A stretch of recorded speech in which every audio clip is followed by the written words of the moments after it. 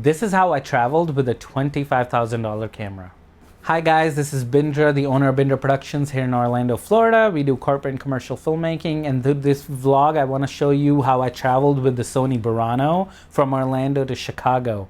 The best thing about this project, I did not have to bring cases and cases of equipment that I normally do. All I was supposed to bring is the Sony Burano, because as you saw in the other video I did about this project, everything else was sent in the van with Mario and Jared. And I was really excited to test this PGYTECH back that I just purchased to replace my previous carry-on. More on that later. So I made it to the airport and met with Emmanuel, who was going to fly with me. Emmanuel, say hi. What up, what up? Where are we going? On our way to Chicago. The first question everyone asks is, how did you get this job? And the funny story here is Xavier, the guy who's hiring all of us, I met him through ShareGrid. Years ago, he rented this expensive mic from me and we struck up a conversation, and slowly after months and months, we became friends and eventually have done a lot of projects together. And I'd actually done this one last year with him in Philadelphia. So this year we were gonna go to Chicago, tell these amazing stories. And what I love as somebody who does a lot of corporate and commercial filmmaking is that we generally want that high key corporate look. And you know, as cinematographers, I want to do moody and get to experiment with our looks. And this one, we were going to be able to kind of do whatever we wanted and make it moody, which is not typical of corporate work. So I was really excited to go on this project. So this is why I am a strong believer in networking, because you never know where you're going to meet people that you will eventually collaborate with. I think you should go out, meet other filmmakers, talk, because you never know where you're going to find that you really like each other creatively and you want to collaborate together on projects in the future. What up? Frontier. I was a little nervous because this was my first time flying Frontier, and I've heard enough instances from people and fellow filmmakers of their flights just being very delayed or outright just being canceled. So luckily our flight was fine. You know, we made it. We also had a quick stop over in Atlanta. What up? Did you keep the Burano safe? No, I tripped a few times. I kind of dropped it down the stairs, but you know, it's all. Other than that, it's pretty good. My experience on Frontier wasn't that bad, but I think that's just because I never dealt with any of the baggage because we didn't have any. I just had one carry-on that I took with me, you know. So it may be not the full perspective. I still wouldn't really take Frontier to any client project just simply because you know, the risk factor is too much. My clients are paying me a premium. I want to make sure that I get to where I need to be, and it's just too much of a risk traveling with Frontier. However, again, this experience wasn't that bad. I'll give Zay a pass on this one for booking his Frontier. Initially, you know, I wasn't too thrilled about it, but like I said, the trip went pretty well, and also, you know, since we had spent so much extra money bringing the van over there, it just made sense to cut some funds here. And to be honest, me and Emmanuel didn't mind traveling it too much because, again, we didn't have any gear, which made it a lot easier. And since our flight didn't get delayed or pushed back, I mean, it was pretty much like any other airline. We finally made it to Atlanta. I have a love-hate relationship with this airport. Depending on the time, this can be a nightmare to navigate. You're always, you know, landing in one area and having to run to the other. So we had a quick time. I mean, we made it. We swapped over to our next flight, which was from Atlanta to Chicago. I also want to talk about how Emmanuel got the job. I know Emmanuel and we worked together. So when it came time to recommend crew, Zay wants me to have the crew that I'm comfortable with. On a small job like this, where we have 6-7 people, it's very important to bring crew that you're comfortable with and who are happy to wear on few hats and make sure the project moves smoothly. When Zay asked me for crew recommendations, Emmanuel was one of the first ones I recommended, just because I know we work very well together. And like I say, it was really great having him on this project, because as you'll see in the next following vlogs, this was one of the most challenging projects for me. And you would think creatively or technically with some equipment, no, it was external factors that was affecting us, what we were doing there. So I am so glad I had the right crew and the right people with me, so we were able to push through all these extra challenges that were thrown at us. I can't wait for you to see the other 3 days. I'll be dropping all of those this same week. So do the YouTube thing, subscribe if you want to see. They'll be way more creative and gear heavy than travel one like this one. Overall, I love this PGYTECH case. It worked really well.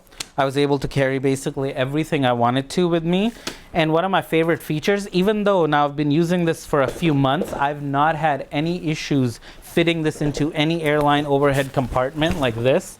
It fits, but for some reason, if you are on a smaller plane, one of the cool things I like is the wheels are actually removable. This is actually a very nifty feature. I've not seen any bags, but this will make sure that you can actually fit into smaller airplanes. The other thing I like is most bags that are designed for carry-on for camera equipment are not like this one from Nanak, and I know Pelican has a similar case.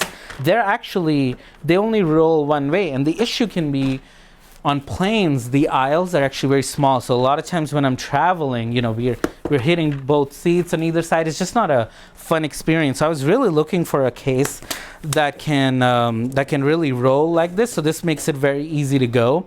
And there's a bigger reason that why I prefer soft cases. So yes, this will give you more protection. But the issue I have with cases like this is you can actually fit like a vertical FX6. I could, if I wanted to, I could fit a vertical Burano or FX6 on a soft case because you get a lot more height than you would with a hard case. The only issue would be if you get unlucky enough where in a circumstance where the overhead bins are full and they expect you to give this to them to, you know, check in. That's when I would be nervous because, you know, a softer case. I haven't had that happen that many times, but the previous case I used to carry was soft case as well. Didn't really have any issues, but I really like the ability to carry, being able to carry a couple of X3s, couple of X2s in just one case without, you know, carrying multiple carry-ons. So this is why I prefer soft cases, and this has been incredible for me the last few months. The biggest negative, this is my carry-on, and this backpack is what I use as my personal item. Made both by PGYTECH. Again, I buy this stuff with my own money. This company didn't send me anything. You would think these two would work together, but guess what? This bag is supposed to be able to go on a handle, but because this handle is so wide, you actually cannot hang it on their own products. So come on, PGYTECH, let's fix that. I really like the wider stance of this bag, but the issue now I have is I have no way to take this bag. I think this is their new version too, the OneMo 2 or something like that. I'll throw a link in the description, but I think they should really redesign this so either vertically or horizontally this fits with this, because that would make a perfect combination for travel. I've recently really loved PGYTECH, besides this being kind of like a huge issue for me. But let me know if you know any better bags that are good for travel. I would love to check them out. We finally made it to Chicago, and that's when we realized Frontier is not the right airline to be on. So we made it, but we sat on the tarmac for what felt like an hour. We made it there before Zay. He was flying on a different airline, and we got there before, but he was able to get off his plane, go get the rental car, and still had to wait on us because we were still sitting on the tarmac. Immediately turned on my phone, checked with Mario and Jared, who were driving my van, and they had made it too, so it was perfect. So met up with Zay, got in the vehicle, and started driving towards our Airbnb. What's up? What's up, man? It's good with to my see brother you. Vipu, man. We about to It's been enjoy what, our a time. year since Yeah, last it's been year a we whole did it. year, bro. And look where we are. We're gonna eat food. Dave's Hot Chicken. Met up with Mario and Jared, so it's so good for the crew to unite. All right, guys, we made it to Chicago. Woo. What up? What's up? Look, the crew finally met, so they came in the van. We came in the flight, and we're here.